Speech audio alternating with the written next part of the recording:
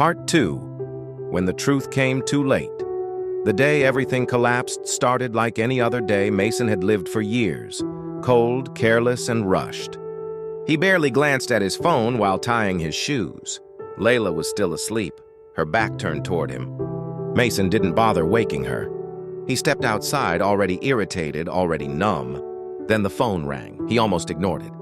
When he answered, the neighbor's voice came through, broken, panicked, unfamiliar. "Mason, please come quickly. Your mother collapsed. She keeps calling your name."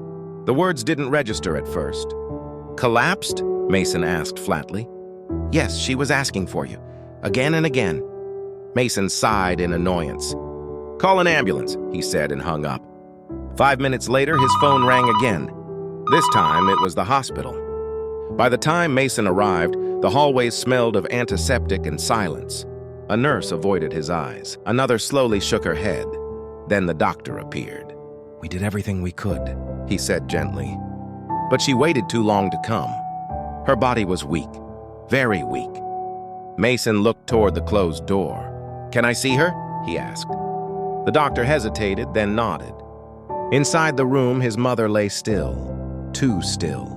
Her face was calm, almost peaceful, but her hands were cold.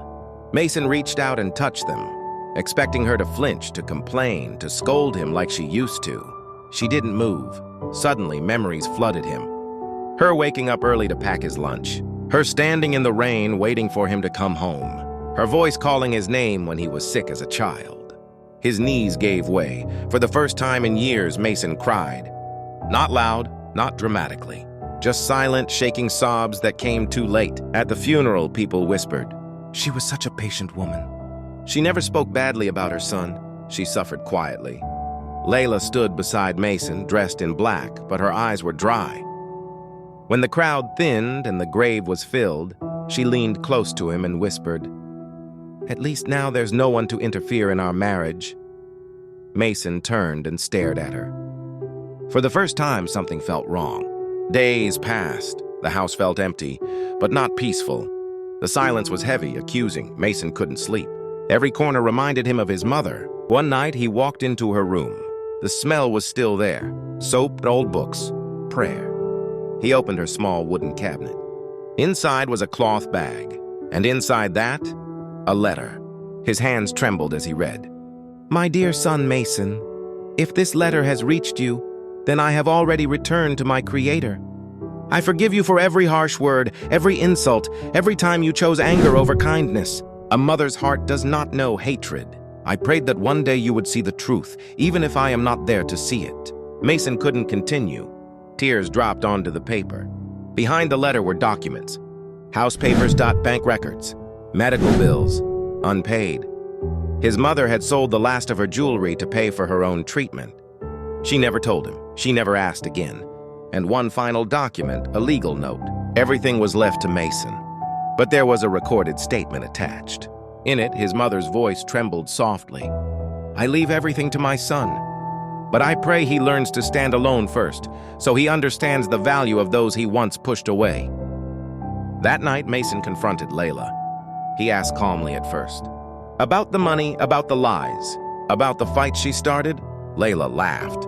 "Why does it matter now?" she said. "She's gone." Something inside Mason broke completely. "You turned me against my own mother," he said quietly. Layla's face hardened. "And you let me." That was the moment Mason realized the truth. He hadn't just been manipulated. He had chosen cruelty. He had chosen comfort over conscience. Layla packed her bags the next morning. She didn't cry, she didn't apologize. She just said, "I deserve better than a man who lives with regrets." And she left. Now every morning, Mason walks to the cemetery. He sits by a simple grave and talks. "I understand now," he whispers. "I was blind. I was wrong." But the earth remains silent. Some forgiveness can be felt, but never heard. Mason lives alone now. The house is quiet, the bed is empty. And every night, the same thought haunts him.